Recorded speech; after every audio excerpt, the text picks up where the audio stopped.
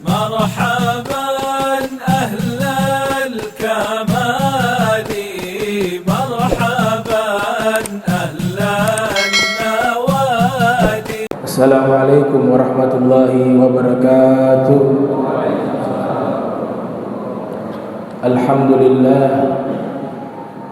الحمد لله الكبير المتعال، ثم الصلاة والسلام على سيدنا محمد مولى بلال وعلى آله وصحبه خير صحب والعال، وبعد.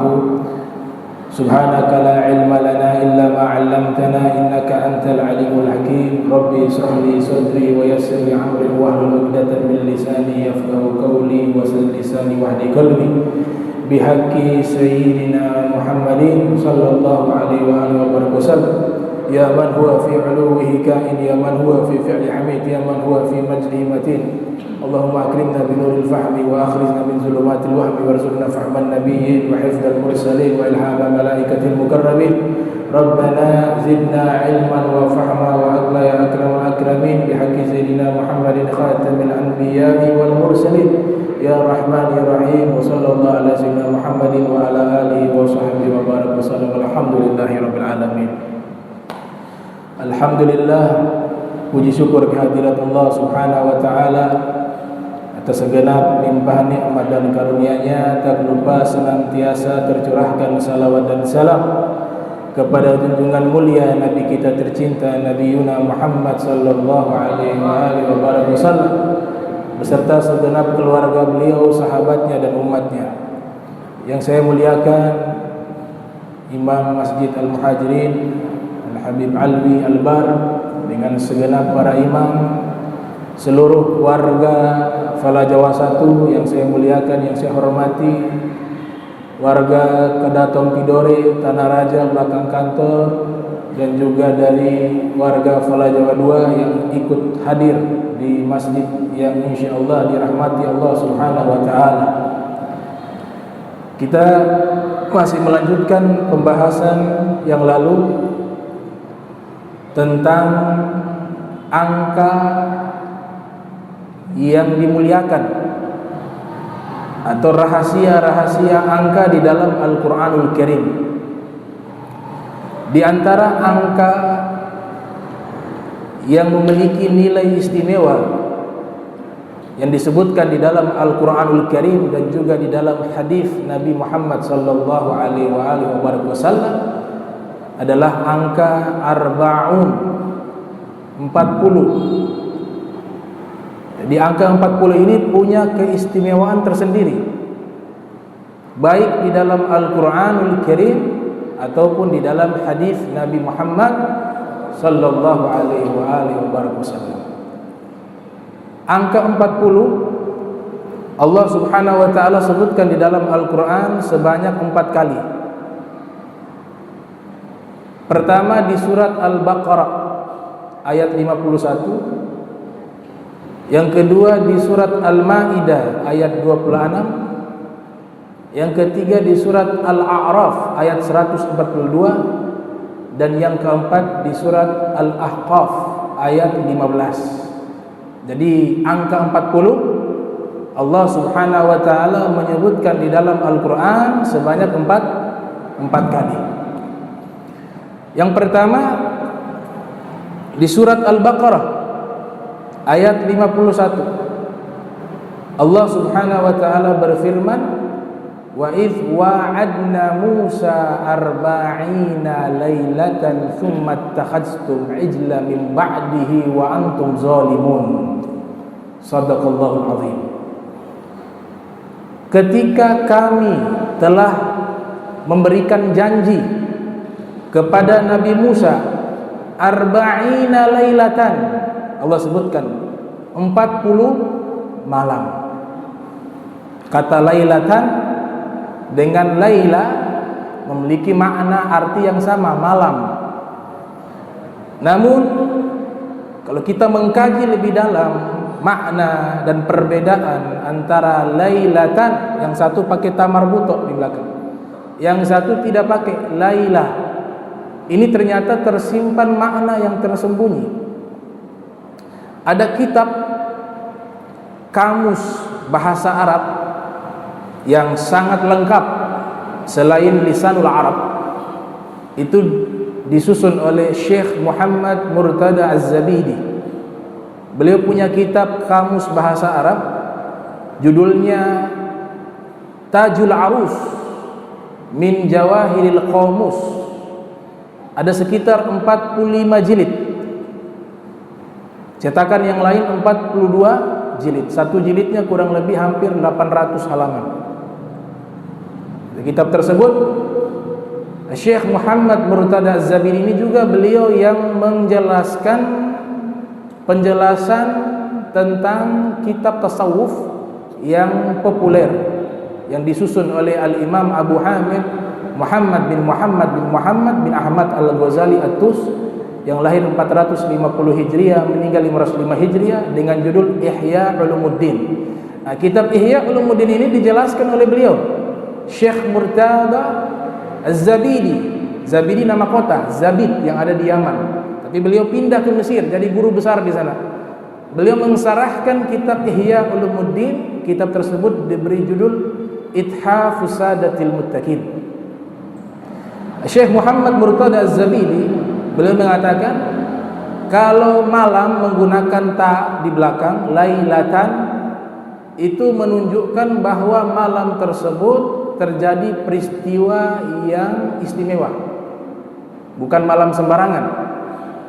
Kalau laila artinya malam tapi tidak ada peristiwa besar. Di surat Al-Isra Allah Subhanahu wa taala menyebutkan subhanalladzi asra bi'abdihi laila.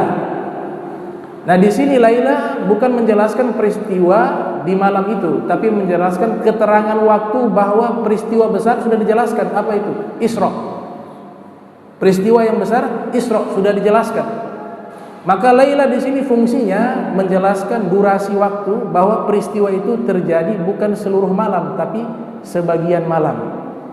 Tapi kalau tidak dijelaskan peristiwa besar di malam tersebut, maka Allah Subhanahu wa taala mengisyaratkan menggunakan ta marbuto lailata, menunjukkan bahwa malam tersebut bukan malam biasa tapi terjadi peristiwa besar di malam tersebut.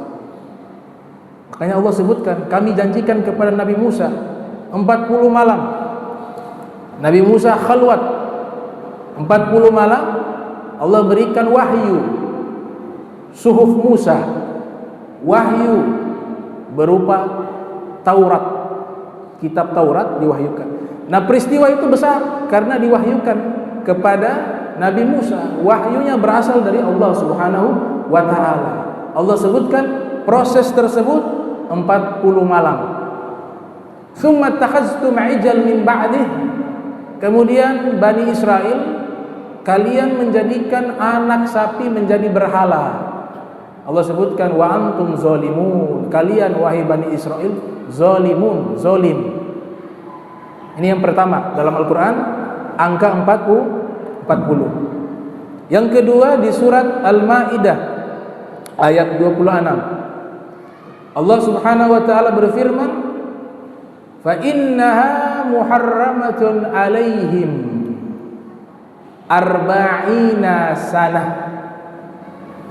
Sesungguhnya Baitul Maqdis, Masjidil Haram, diharamkan bagi Bani Israel selama arba'ina sana, 40 tahun. Diharamkan masuk di zaman Nabi Musa alaihissalam. Allah sebutkan lagi 40. Arba'una atau arba'ina sanatan. Kata sanah, am dan am itu artinya sama, tahun. Bahasa Arabnya sanatan. Yang satu bahasa Arabnya am. Ini sama-sama berarti tahun. Tapi ada ulama pakar bahasa Arab dunia bernama Ibnu Manzur dalam kitab Lisanul Arab. Beliau mengatakan kalau sanatan itu biasa menunjukkan tentang masa-masa kritis, masa-masa sulit. Makanya tadi dikatakan diharamkan kepada mereka 40 tahun. Itu 40 tahun menjelaskan selama durasi waktu 40 tahun ini Bani Israel mengalami masa-masa sulit. Makanya lanjutannya yatihuna fil ard fala ta'sa 'alal qaumil fasikin. Mereka bingung mau tinggal di mana. Jadi Bani Israel ini gak ada tempat tinggal, cuma sekarang sudah dirampas. Ya, saudara-saudara kita kaum muslimin di Palestina, mereka sudah rampas kembali itu. Step by step, secara bertahap. Sampai kemarin dihilangkan di Google Map. Padahal di zaman Nabi Musa telah diharamkan selama 40 tahun. Setelah itu dihalalkan, kemudian kembali diharamkan sampai yaumil qiyamah, dan kelak nanti Imam Mahdi alaihissalam beliau akan membebaskan daripada Baitul Maqdis atau kita kenal negara Palestina saat ini. Kalau am artinya tahun juga. Tapi kalau am dia menunjukkan tahun tersebut tahun subur, tahun roha, kenyamanan, kebahagiaan. Ini perbedaan antara kata sanah dengan am. Sudah dua Allah sebutkan 40. Surat Al-Baqarah, surat Al-Maidah. Yang ketiga Allah sebutkan di surat Al-A'raf ayat 142. Allah Subhanahu wa taala berfirman, "Wa wa'adna Musa." Kami janjikan kepada Nabi Musa 30 lailatan, 30 malam. Wa atmamnaha bi ashr. Fatamma miqatu rabbih 40 lailatan. Kemudian kami sempurnakan dengan menambah 10 hari. Maka menjadi sempurna hitungan waktu Allah kepada Nabi Musa sebanyak 40 malam. 40 lailatan. Ini disebutkan 40. Yang ketiga Allah sebutkan angka 40 di surat Al-Ahqaf ayat 15. Qala Allah Subhanahu wa taala wa wa'adna wa wasaina. Qala Allah taala wa wasainal insana biwalidayhi ihsana. Hamalathu ummuhu kurha wa wada'at kurha wa hamluhu wa fisaluhu 30 syahra hatta idza balaga ashuddahu wa balagha 40 sanatan. Artinya kami telah wasiatkan kepada manusia agar berbuat baik kepada kedua orang tuanya. Hamalathu ummuhu kurha. Ibunya mengandung dengan susah payah. Wa wada'at kurha.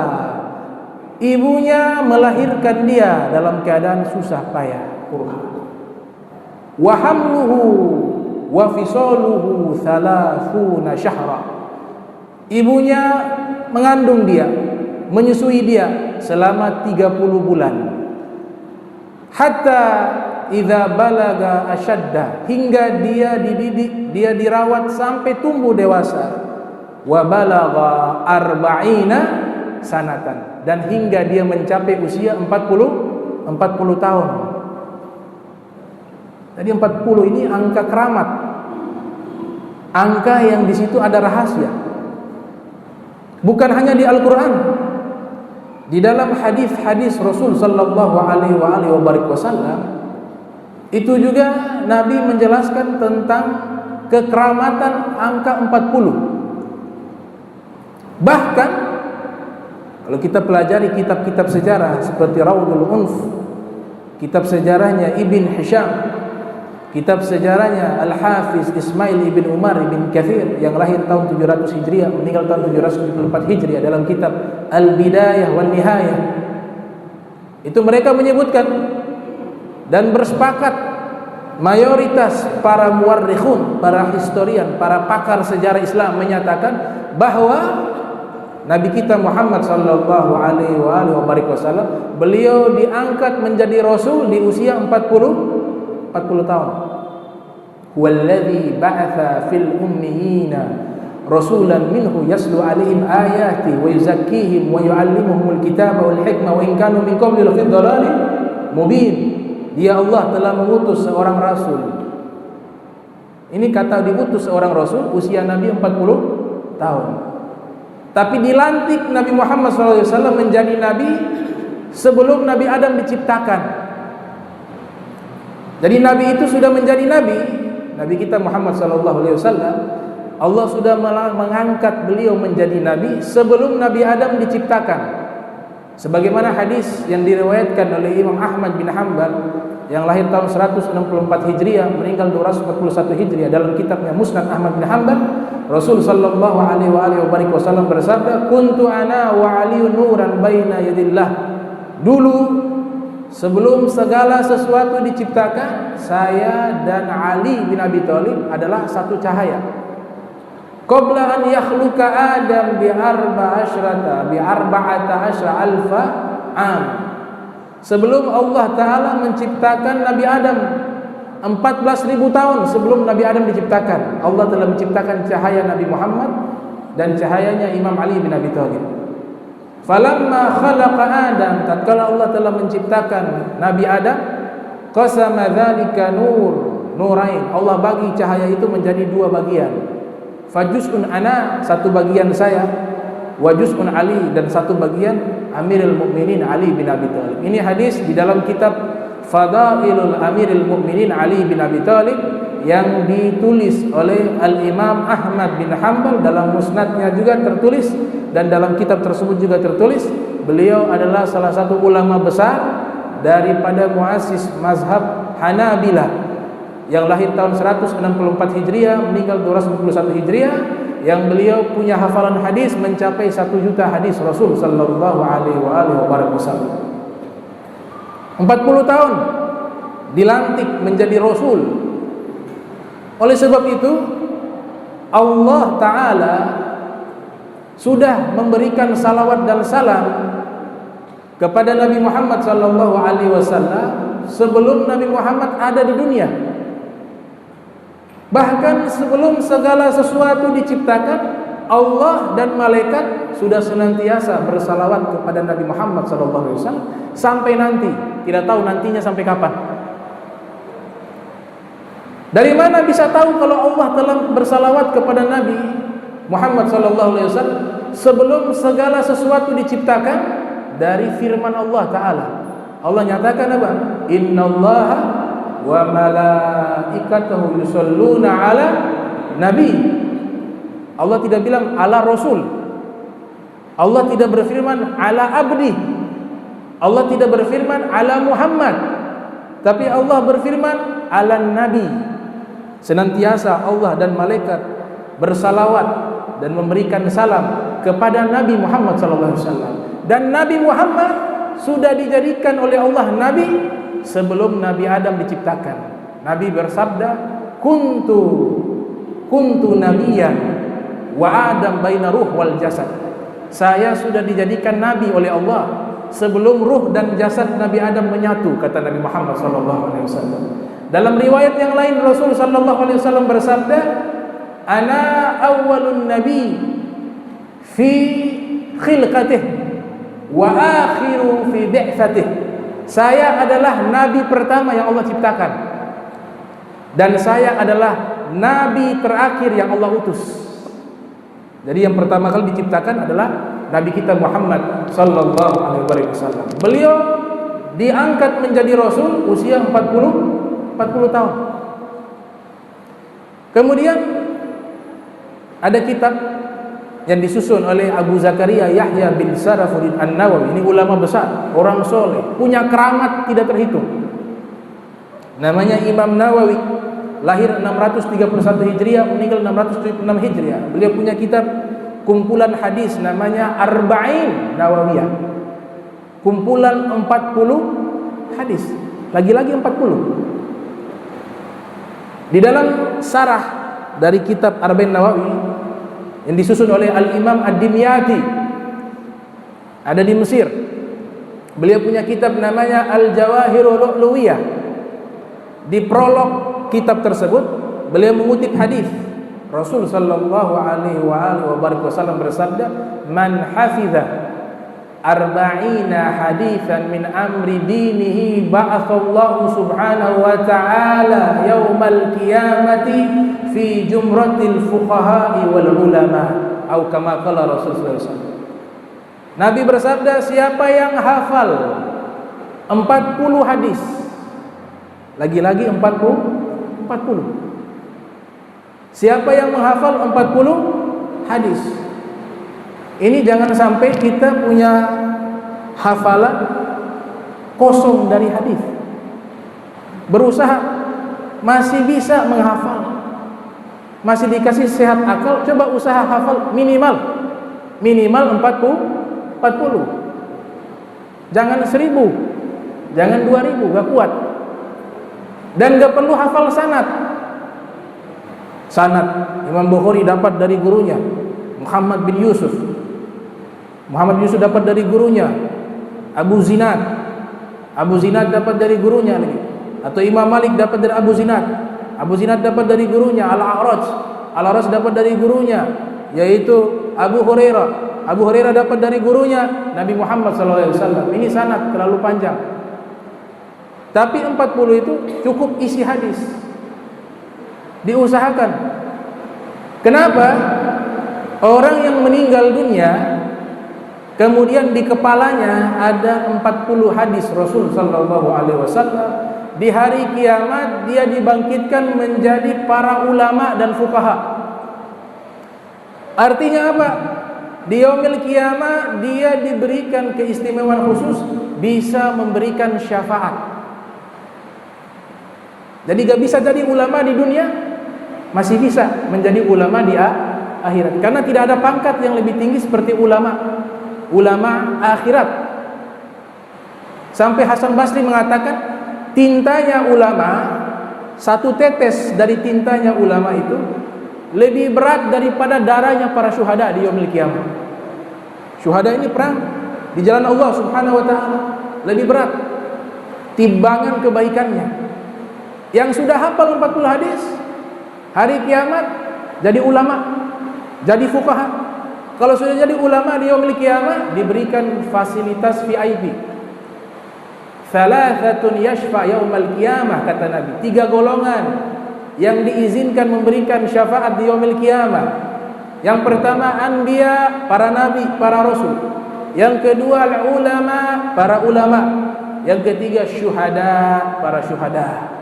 Dalam riwayat yang lain mengatakan hamalatul Quran, termasuk juga para penghafal Al-Quran. Tapi penghafal Al-Quran yang mengamalkan Al-Quran, bukan penghafal Al-Quran yang bermaksiat menggunakan Al-Quran.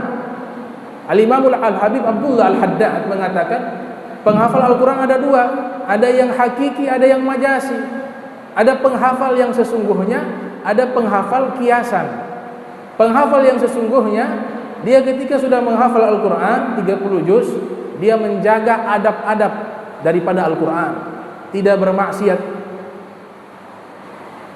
harus taat kepada seluruh perintahnya Allah Ta'ala, harus menjaga hafalan, jangan sampai lupa, harus menjaga adab dan akhlak. Karena ada kitab namanya At-Tibyan fi Adabi Hamalatil Quran yang disusun oleh Imam Nawawi mengatakan, dan juga dalam kitab Daqaiqul Akhbar itu menyatakan di dalam neraka itu ada penghafal Al-Quran. Dalam neraka ada penghafal Al-Quran. Jangan dipikir penghafal Al-Quran tidak masuk neraka. Ada juga penghafal Al-Quran yang khianat kepada Al-Quran. Bukankah yang membunuh Sayyidina Ali penghafal Al-Quran?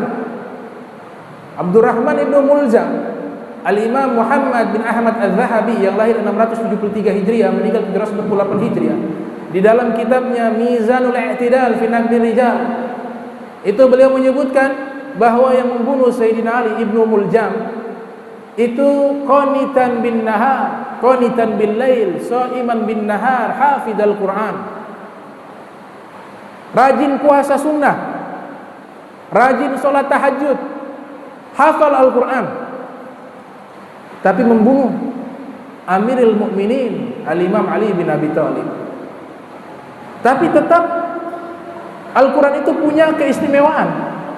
Diceritakan dalam kitab Daqaiqul Akhbar, di saat api neraka membakar tubuh orang yang menghafal Al-Quran, seluruh tubuhnya terbakar, hangus, tapi bagian kepala tidak terbakar. Malaikat bingung. Ya Rabb, wahai Allah sang pencipta, ini seluruh tubuhnya hancur, terbakar. Tapi kami heran, kenapa kepalanya tidak bisa terbakar? Kepala, wajahnya tidak bisa terbakar. Apa kata Allah Ta'ala berfirman? Kalami fi mukh. Karena ada firmanku di dalam otaknya. Ada firmannya Allah di dalam otaknya. Kepala tidak bisa terbakar, tapi masuk neraka kalau dia khianat terhadap Al-Quran. Itu 40 yang pertama dari hadis Nabi Muhammad SAW. Ada 40 yang kedua. Ini hadis diriwayatkan oleh ulama Spanyol, namanya Syekh Asy-Syatibi. Namanya Syekh Asy-Syatibi. Lahir tahun 720, meninggal tahun 790 Hijriah. Beliau punya kitab namanya Al-Muwaffaqat. Di dalam kitab tersebut disebutkan Rasul sallallahu alaihi wasallam bersabda, "Man akhlasa lillah arba'ina sabaha zaharat yanabiul hikmah min qalbihi ala lisanih." Siapa orang yang selama 40 pagi, 40 hari amal kebaikan yang ia lakukan ikhlas karena Allah Ta'ala, maka akan muncul ilmu-ilmu yang keluar dari lisannya yang bersumber dari hatinya. 40 sobaha, 40 pagi, 40 hari keluar hikmah. Ini yang disebutkan ilmu laduni. Fawajada 'abdan min ibadina atainahu rahmatan min indina wa 'allamnahu min ladunka ilma. Diberikan ilmu laduni. Man 'alima wa 'amila wa 'allama auratha ma lam ya'lam. Siapa yang mengetahui satu ilmu agama, wa 'amila, ilmu itu ia amalkan, wa 'allama, dan dia ajarkan, auratha ilma ma lam ya'lam, Allah akan wariskan dia ilmu yang tidak pernah dia pelajari. Ilmu yang tidak pernah ia pelajari Allah akan berikan kepadanya, asal dengan syarat ikhlas selama 40 hari. 40 hari disebutkan oleh Nabi Muhammad SAW. 40 yang berikutnya, nah ini kita harus bersungguh-sungguh. Ini 40 ini penting. Yang berikutnya hadis riwayat Al-Imam Tirmidzi, namanya Muhammad bin Isa Tirmidzi, yang lahir tahun 200 Hijriah, meninggal 279 Hijriah. Dalam kitabnya Sunan, lahir di kota Termev di Uzbekistan. Dari Anas bin Malik. Anas bin Malik mengatakan Rasul sallallahu alaihi wasallam bersabda, "Man shalla lillah fi jama'atin arba'ina yauma yudrik takbiratal ula kutibat lahu bara'atani, bara'atun minan nar wa bara'atun minan nifaq." Nabi bersabda, siapa yang sholat 5 waktu berjamaah selama 40 hari, lagi-lagi 40. Sekali lagi, siapa yang sholat berjamaah, sholat 5 waktu selama 40 hari, yudriku takbiratul ula, dan tidak pernah ketinggalan takbir pertama imam. Apa jaminan? Ini jaminan dari Nabi Muhammad SAW. Ini garansi dari Rasul sallallahu alaihi wasallam. Ini asuransi dari Nabi Muhammad sallallahu alaihi wasallam.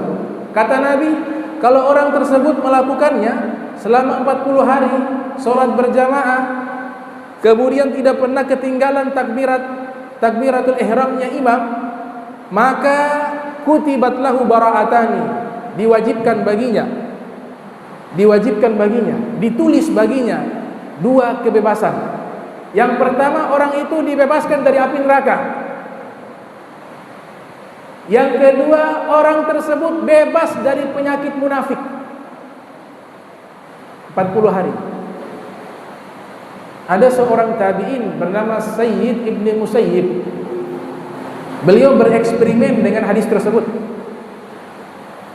Dan lebih luar biasa, beliau ini bukan 40 hari. Beliau sholat di Masjid Nabawi, masjidnya Nabi Muhammad SAW di kota Madinatul Munawwarah, selama 40 tahun tidak pernah ketinggalan takbiratul ihram. 5 waktu 40 tahun. Luar biasa. Dapat jaminannya Nabi SAW, dapat garansi dari Nabi SAW. Orang itu bebas dari neraka dan terbebas dari penyakit munafik. 40.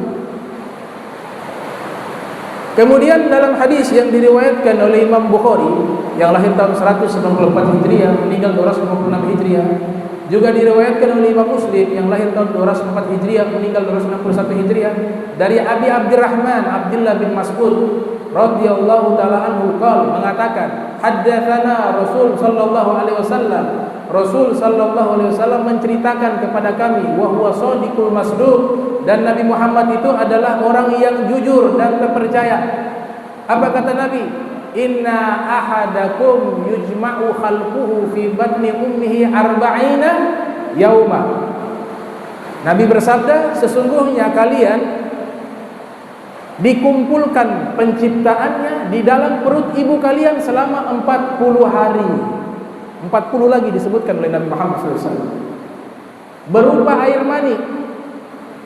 Tsumma yakunu 'alaqah mithla dzalik. Kemudian proses berjalan menjadi zigot.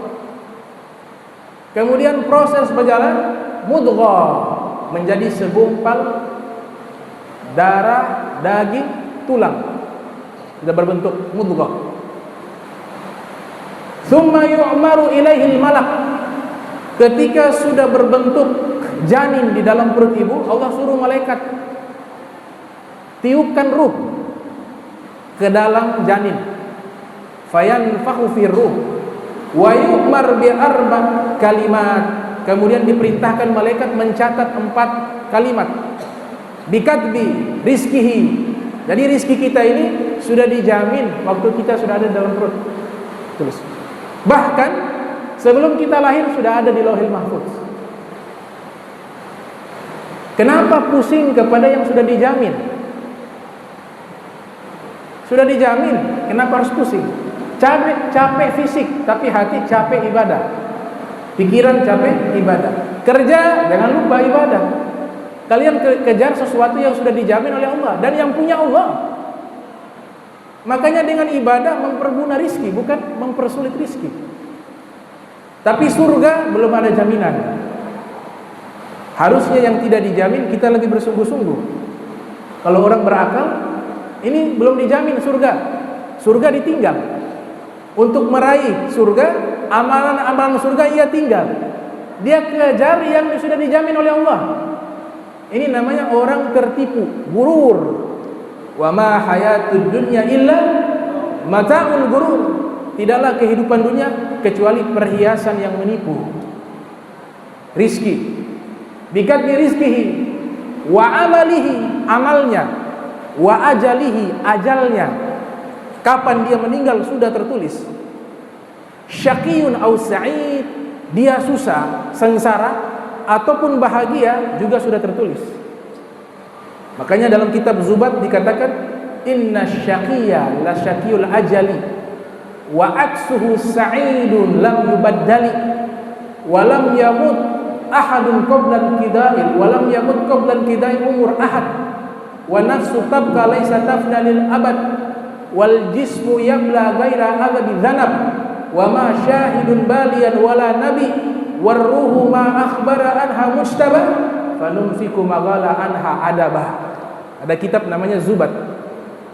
Itu dikatakan inna syaqiyya la syaqiyul ajali, orang yang sengsara sudah ditulis di Lauhil Mahfuz, hidupnya sengsara. Sebaliknya yang bahagia juga Allah yang atur. Dan tidak ada seorang pun yang meninggal kecuali jatah umurnya sudah habis. Wa nafsu, jiwa ini tabqa, laisa tafna lil abad. Jiwa ini abadi. Jangan dipikir kita mati, masuk tanah, jadi tanah, selesai. Tidak. Ada kehidupan yang merasakan apa? Ruh. Makanya terjadi perdebatan antara Al-Imam Ghazali dengan Ibnu Rushdi tentang kebangkitan hari kiamat. Apakah di hari kiamat manusia bangkit dengan ruh dan jasad, ataukah dengan ruh saja? Perbedaan antara Imam Ghazali dengan Ibnu Rus. Imam Ghazali mengatakan di hari kiamat Allah bangkitkan dengan ruh dan jasad. Allah kembalikan lagi. Dari mana hadis? Ada hadis diriwayatkan oleh Abu Daud yang lahir tahun 202 Hijriah, meninggal 275 Hijriah, dari Abi Hurairah. Rasul sallallahu alaihi wasallam bersabda, "Kullu bani Adam ta'kulul ard." Semua manusia yang mati, yang wafat, kemudian dikubur di dalam kuburan, bumi akan memakannya. Di dalam ilmu medis mengatakan 10 hari itu sudah hancur tubuh kita di dalam tanah, sudah habis, sisa tulang. Nabi katakan apa? Seluruh manusia yang dikuburkan dalam kuburan, ta'kulul ard, bumi akan memakannya, dikecualikan para nabi, para aulia, para syuhada, para sulaha, para hamalatul Quran, mereka dijaga oleh Allah. Innallaha harramal arda an ta'kula ajsadal anbiya. Sesungguhnya Allah Ta'ala mengharamkan bumi memakan tubuhnya para nabi, kata Nabi Muhammad SAW.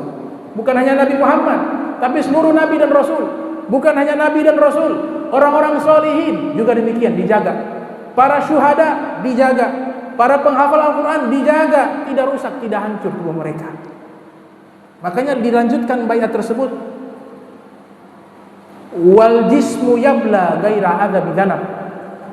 Tubuh ini hancur ketika berada di dalam kuburan, kecuali tulang ekor.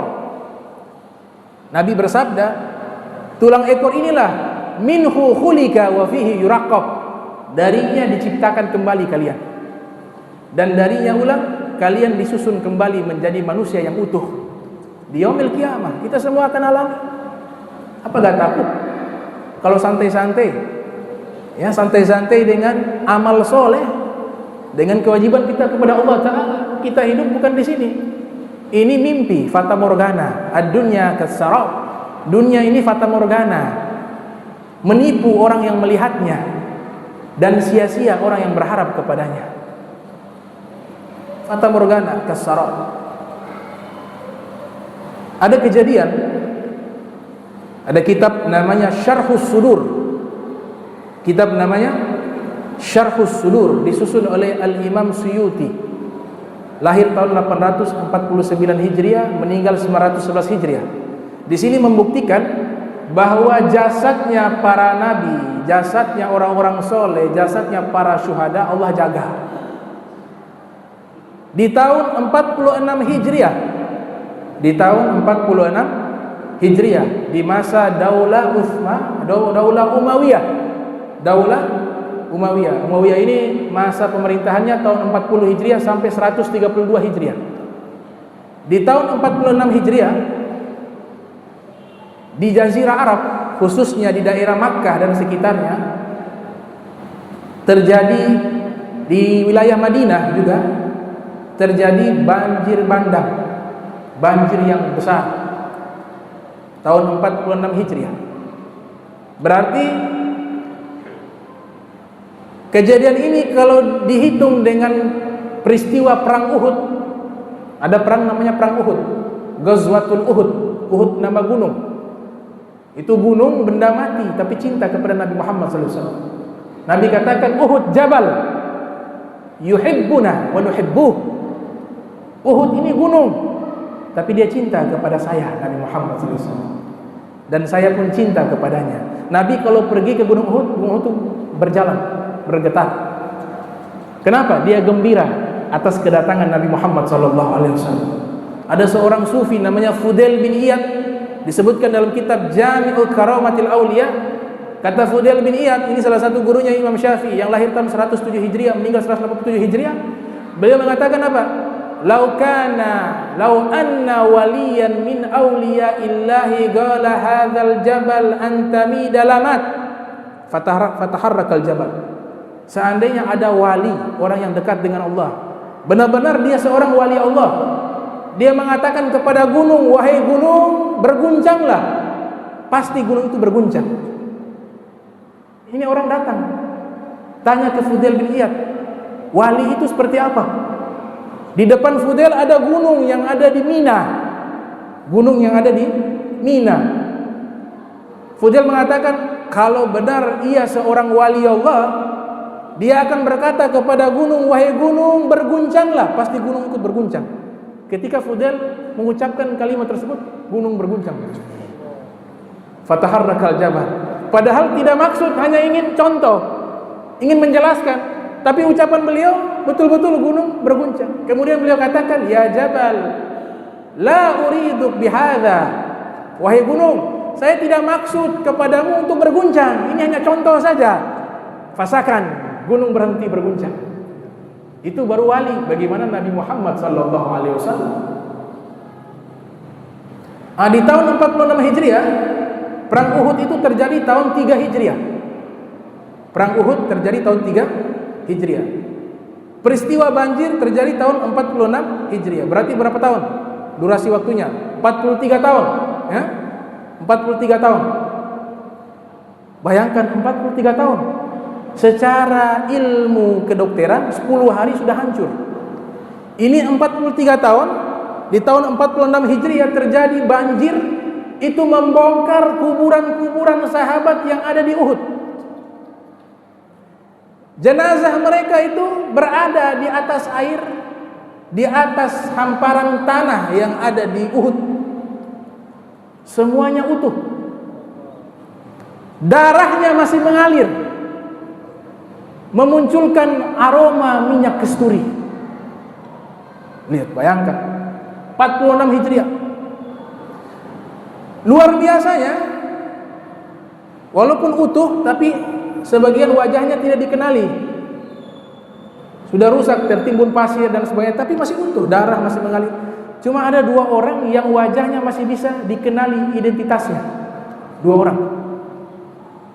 Wajahnya mereka kenal, ini Fulan bin Fulan. Yang pertama yang mereka kenali, Sayyidina Hamzah ibni Abdul Muttalib radhiyallahu anhu arda. Beliau syahid, terbunuh di perang Uhud.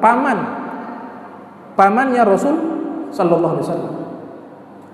Syahid, utuh, masih ada darah mengalir, berbau minyak kasturi. Dikenali, ini Sayyidina Hamzah. Nabi sallallahu alaihi wasallam sudah bersabda, Nabi katakan, sayyidu syuhada'i yaumal qiyamah Hamzah ibn Abdul Muttalib. Pemimpin para syuhada di hari kiamat adalah pamanku, Hamzah ibn Abdul Muttalib. Dan Nabi sallallahu alaihi wasallam, beliau dibunuh secara kejam oleh Wahsy, seorang yang kelak masuk Islam. Tapi Nabi memaafkan.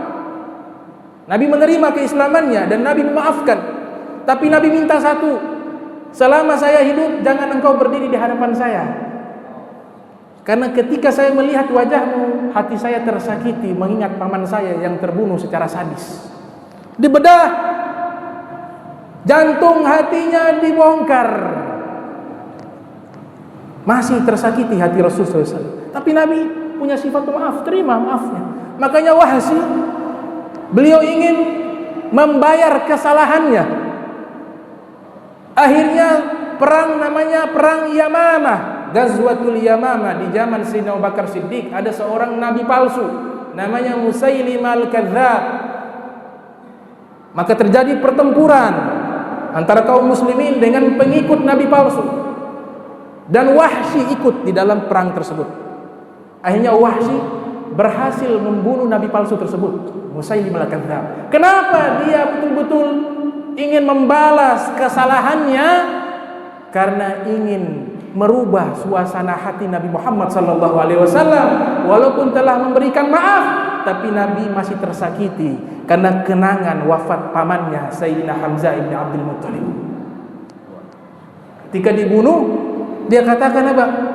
Qataltu khairan nas fil jahiliyah wa syarran nas fil Islam. Saya telah berhasil membunuh sebaik-baiknya manusia, yaitu Hamzah, di masa jahiliyah. Saya masih belum memeluk agama Islam. Dan sekarang saya berhasil membunuh seburuk-buruknya manusia, yaitu Musailim al-Kadzdzab, di masa saya memeluk agama Islam. Wahsy. Dia bedah. Hindun datang, ambil hatinya Sayyidina Hamzah, kemudian dikunyah. Karena dia dendam kepada Sayyidina Hamzah.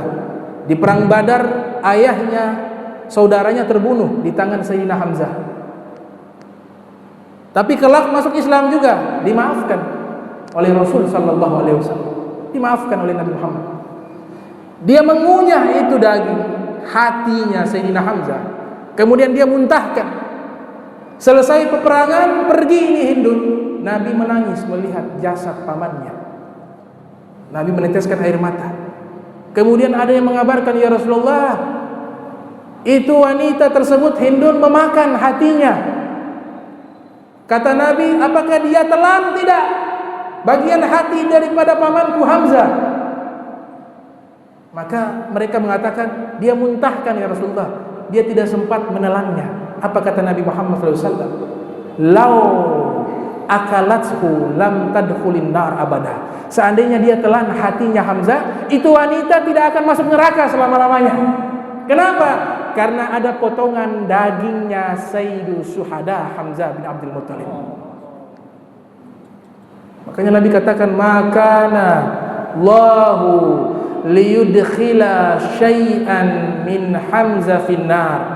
Nabi katakan dalam hadis yang diriwayatkan oleh Imam Al-Wahidi Naisaburi dalam kitabnya Asbabun Nuzul, Nabi katakan Allah tidak akan pernah memasukkan apapun itu, sendalkah itu, bajukah itu, imamahnya itu, dagingkah itu, darahnya itu, tidak akan memasukkan apapun dari tubuhnya Hamzah dan segala sesuatu yang terikat dengan Hamzah di dalam neraka. Dimuliakan. Ada seorang pemuda diberikan julukan Syababul Miskin. Syababul bukan miskin, miskin ini minyak kasturi. Ini luar biasa. Jadi kita kalau melakukan sesuatu karena Allah, meninggalkan sesuatu karena Allah, yakinkan dalam hati Allah yang nilai, Allah yang balas. Allah kalau balas tidak tanggung-tanggung. Dunia, uang, emas kecil, emas, harta yang ada di dunia sama sayap nyamuk harganya sama di hadapan Allah. Dunia dan seisinya sama sebelah sayap nyamuk harganya sama di mata Allah Ta'ala. Allah kasih yang lebih hebat lagi. Makanya para wali mengatakan raja yang sesungguhnya itu kami para wali Allah. Gak ada raja lagi kecuali kami para wali. Nahnu mulukun haqiqah la gairana wallahi ma la malika siwana yujadu. Sesungguhnya kami para wali, orang-orang yang dekat dengan Allah, kami inilah raja yang sesungguhnya. Tidak ada raja selain kami. Demi Allah, tidak akan ditemukan raja seperti kami para aulia Allah. Raja sesungguhnya, karena mereka rajanya bukan di dunia saja, tapi nanti di yaumil qiyamah, tapi nanti di surganya Allah. Mereka berkumpul dengan sang maharaja, yaitu Nabi Muhammad SAW. Ini pemuda namanya Syababul Mith, pemuda minyak kasturi. Yang terakhir, karena waktu, pemuda ini wasimah, tampan, solehah, soleh, bukan solehah, solehah. Solehah ini dia orang soleh. Dia tukang sol sepatu. Ini kisah nyata. Ahli ibadah, orang soleh. Satu kali dia ini kan tampan, jadi banyak wanita tergila-gila. Hidup susah, fakir miskin, tapi cari rizki yang halal. Sol sepatu. Satu kali dia masuk di satu wilayah, di situ ada anak dari seorang pejabat yang tinggal di wilayah tersebut, kaya raya. Ini pemuda tampan ini lewat, ternyata anak pejabat ini, wanita ini jatuh cinta kepada pemuda soleh tersebut. Ulama mencatat dengan nama Ibnul Attar atau Syababul Misk, anaknya minyak wangi. Mereka berikan gelar. Hanya dipanggil, suruh utusan panggil itu tukang sepatu, suruh masuk ke rumah. Saya punya sepatu ada dalam kamar. Ternyata dia punya niat jelek. Dia ingin mengunci itu lelaki soleh dalam kamar, mengajak berzina. Karena dipanggil, dibilang sepatu semua ada dalam kamar, tolong kau perbaiki sepatu saya. Ini pemuda soleh, dia masuk ke kamar. Ternyata dia sudah pesan, dia punya pembantu kunci dari luar semua.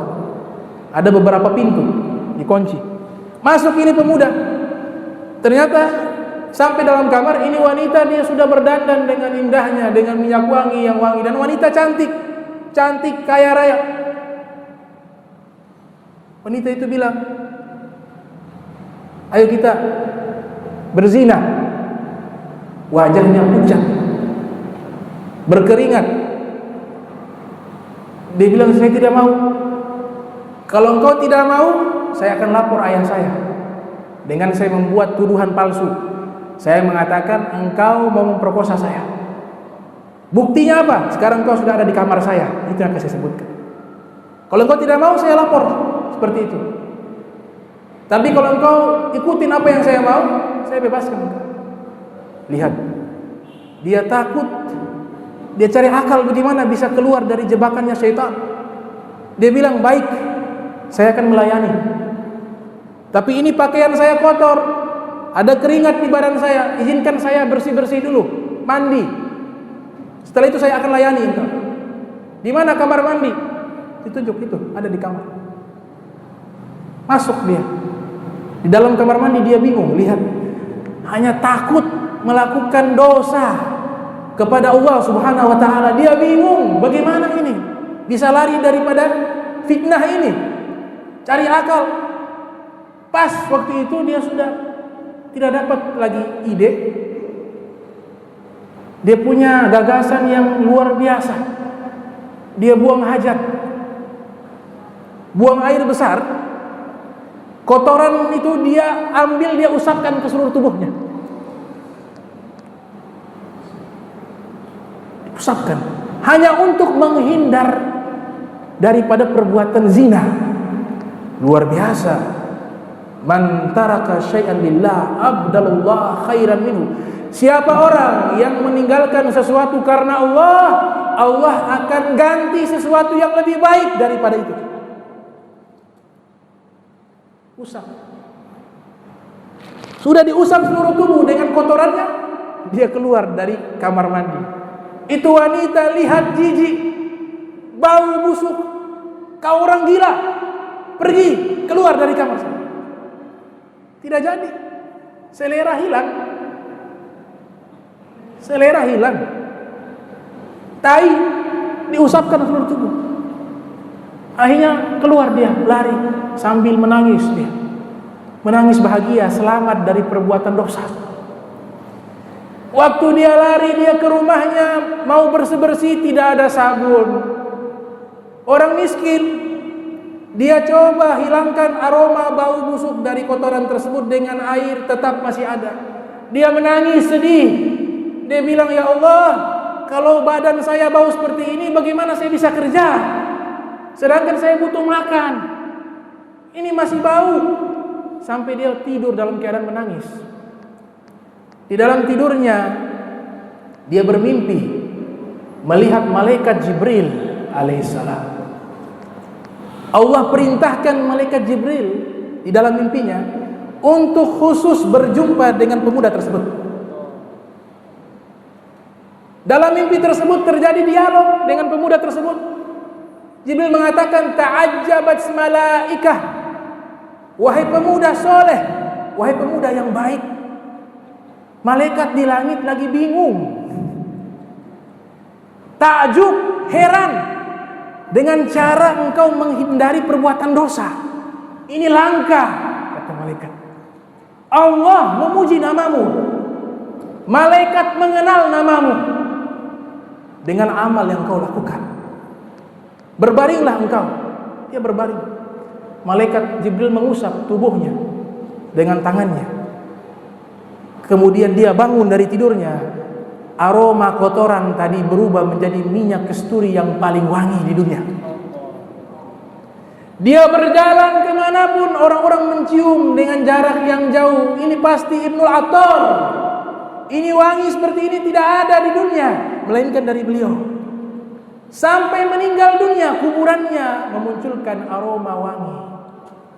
Lihat, malaikat Jibril mengatakan dalam wasiat terakhir, yang bisa seperti ini hanya Nabi Yusuf dalam Al-Quran. Sejarah seperti ini hanya Nabi Yusuf. Nabi Yusuf menghindar dari Imra'atul Aziz. Artinya yang pernah melakukan amal ini ya Nabi Yusuf. Maka Nabi mengkiaskan di dalam hadis riwayat Sahih Bukhari, Nabi katakan salah satu orang yang di hari kiamat seluruh manusia kepanasan karena matahari yang sangat panas didekatkan oleh Allah Ta'ala. Kecuali ada 7 di antaranya, Nabi katakan rajulun da'at imra'atun dzatu mansabin wa jamalin faqala inni akhafullah.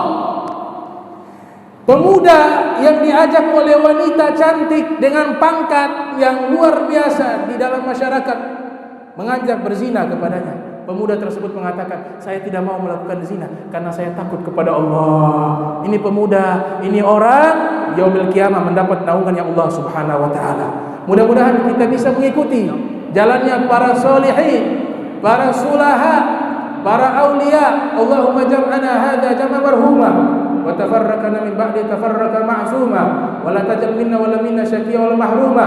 Allahumma nazzih qulubana 'anil ta'alluqi biman duna waj'alna min qaumin tuhibbuhum wa yuhibbuna. Subhanaka bihamdika asyhadu an la ilaha illa anta astaghfiruka wa atubu ilaik. Wa sallallahu alaihi Muhammadin wa ala alihi wa sahbihi wa barik wa sallam. Wa lakum minkum wassalamu alaikum warahmatullahi wabarakatuh.